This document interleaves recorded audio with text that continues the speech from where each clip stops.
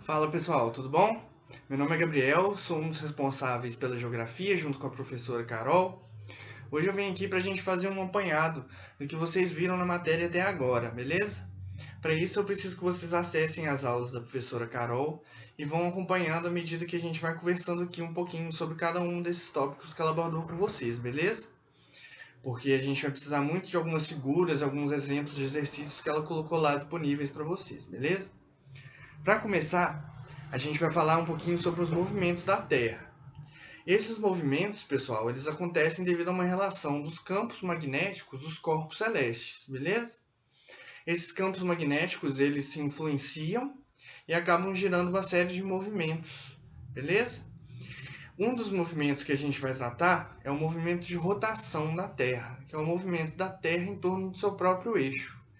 Esse movimento de rotação, pessoal, ele é responsável, por exemplo, pela variação dos dias e das noites, beleza? Esse movimento dura em torno de 24 horas, com uma pequena variação para baixo, beleza? Mas é em torno de 24 horas, que é a duração do nosso dia. Além da variação dos dias e das noites, ele também é responsável pelo movimento das correntes marítimas e pela forma da Terra, na sua forma de geoide, beleza? Vocês podem dar uma olhada aí na figura do que se trata um geoide. Vocês vão ver que não é justamente aquela forma redondinha, certinha que a gente vê. É uma forma mais irregular. Esse é o formato real da Terra, formato de geoide, beleza? E o resultado é um dos resultados desse movimento de rotação da Terra em torno do seu próprio eixo, beleza? Além do movimento de rotação, a gente tem um movimento de translação. O movimento de translação é a órbita da Terra. É o movimento que a Terra faz em torno do Sol, ok? A partir daí, pessoal, esse movimento que dura 365 dias e 6 horas, né, ele acaba resultando, por exemplo, no ano bissexto. Por durar 365 dias e 6 horas, essas 6 horas são guardadas, né, por 4 anos e acabam juntando em um único dia, né? E aí a gente tem um ano bissexto para usar essa extrapolação dessas horas que a gente tem no movimento de translação.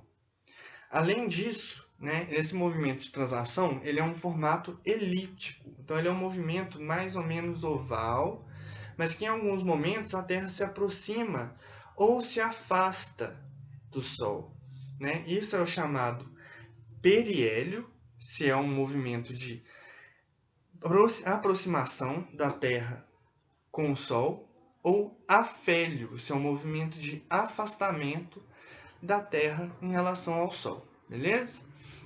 Esses movimentos da Terra em torno do Sol são responsáveis, por exemplo, pela variação das estações do ano, beleza?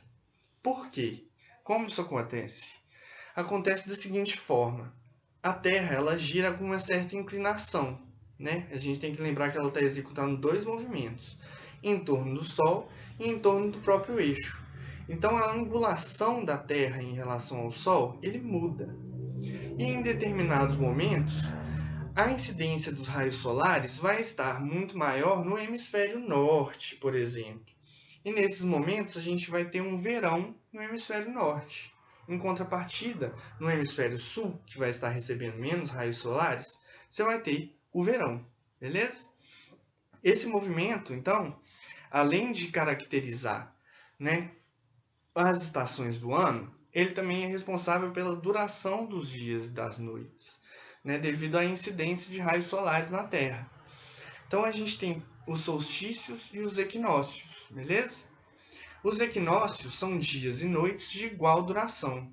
Eles acontecem quando a incidência dos raios solares está diretamente sobre a linha do Equador.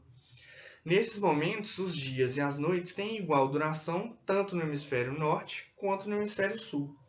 Isso acontece excepcionalmente nos dias 21 de março e 23 de setembro. São os dois únicos dias de igual duração entre dias e noites. Beleza?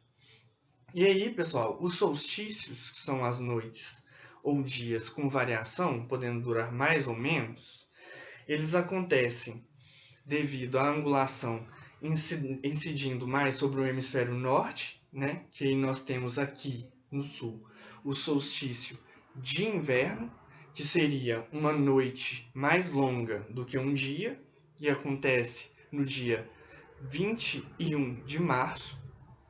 E a gente tem o solstício de verão, que acontece no dia 21 de dezembro, que é quando a incidência dos raios solares está sendo maior no hemisfério sul. E aí, portanto, o nosso dia tem uma duração maior do que a noite, beleza? Então, esses são os desdobramentos do movimento de translação da Terra em torno do Sol, beleza? Agora a gente vai tratar um pouquinho sobre a questão das coordenadas geográficas, pessoal. O que são as coordenadas geográficas? As coordenadas geográficas são linhas imaginárias que nós traçamos no planeta a fim de poder se localizar com mais eficiência, ok? Um exemplo de coordenadas geográficas são as latitudes, ok? As latitudes medem a distância de um ponto em relação à latitude 0 grau, que é a linha do Equador, beleza? Elas são paralelas entre si e assim, deitadinhas, beleza? E essa distância entre uma e outra é sempre medida em graus. Então, a distância, né, desses pontos de referência é sempre medida em graus. O mesmo vale para as longitudes, que são as distâncias em relação ao meridiano de Greenwich, que é a longitude 0 grau, ok? O meridiano de Greenwich e a linha do Equador formam uma cruz, beleza? Elas são perpendiculares uma à outra, ok? E aí, pessoal, essas distâncias do meridiano de Greenwich também são medidas em graus, ok? Isso é muito importante para o tópico que a gente vai trabalhar a seguir, que é a questão dos fusos horários, ok? Devido ao movimento de rotação da Terra em torno do seu próprio eixo, você tem uma variação aí dos dias e das noites, certo? E, consequentemente, você tem a variação também das horas. Essa variação, pessoal, ela foi esquematizada em torno de 24 fusos que cortam a superfície terrestre, ok? Tudo no plano imaginário, beleza, galera? Não tem literalmente essas linhas cortando ali não, ok? Tudo imaginário. E aí, esses 24 fusos, eles são separados uns dos outros em 15 graus. Esses 15 graus, eles equivalem a uma diferença de 1 hora, beleza? E essa diferença de 1 hora, ela pode ser para mais, se você estiver caminhando no sentido leste, ou para menos, se você estiver caminhando no sentido oeste. Isso se deve devido ao movimento de rotação da Terra em torno do seu próprio eixo, que é de oeste para leste, beleza? Então, de novo, para leste você aumenta as horas, você está caminhando para leste, e para oeste você diminui as horas, beleza? Então, pessoal, para calcular um fuso horário, é primeiro necessário que você saiba a diferença longitudinal dos dois pontos que você está calculando. Para isso, você tem que levar em consideração em qual hemisfério ela está os dois pontos que você está tentando calcular. Se elas estiverem no mesmo hemisfério, você vai subtrair as longitudes. Se elas estiverem em hemisférios diferentes, você vai somar as longitudes, beleza? Desse resultado, que vai sair dessa continha que você fez, você vai dividir por 15, para você descobrir o valor bruto em horas, ok? Se você descobriu esse valor em horas, você vai ou somar, se o ponto estiver a oeste, beleza? Não, se o ponto estiver a leste, você vai somar, beleza? E se o ponto estiver a oeste, você vai subtrair. Então tem que sempre levar em consideração qual é a trajetória que você está fazendo.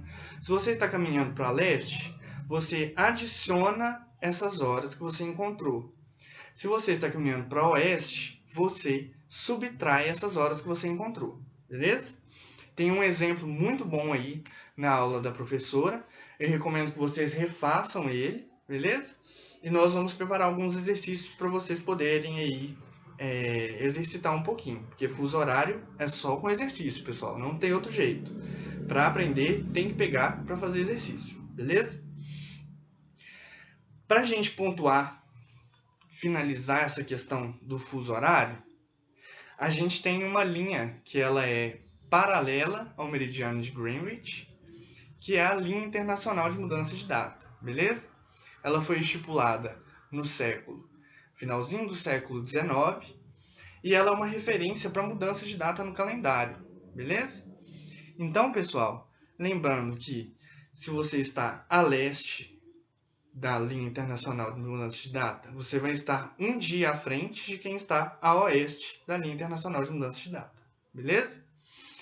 No Brasil, pessoal, nós temos 4 principais fusos que cortam o nosso extenso território, beleza? O primeiro fuso é o de 30 graus e ele está a 2 horas a menos do que o meridiano de Greenwich. O outro fuso, a 45 graus oeste, está a 3 horas a menos do meridiano de Greenwich, ok? O terceiro fuso, ele está a 60 graus oeste e ele está a 4 horas a menos do que o meridiano de Greenwich. E por fim, a gente tem o fuso 75 graus oeste e ele está a 4 horas a menos do que o meridiano de Greenwich. Todos os fusos do Brasil estão a oeste do meridiano de Greenwich.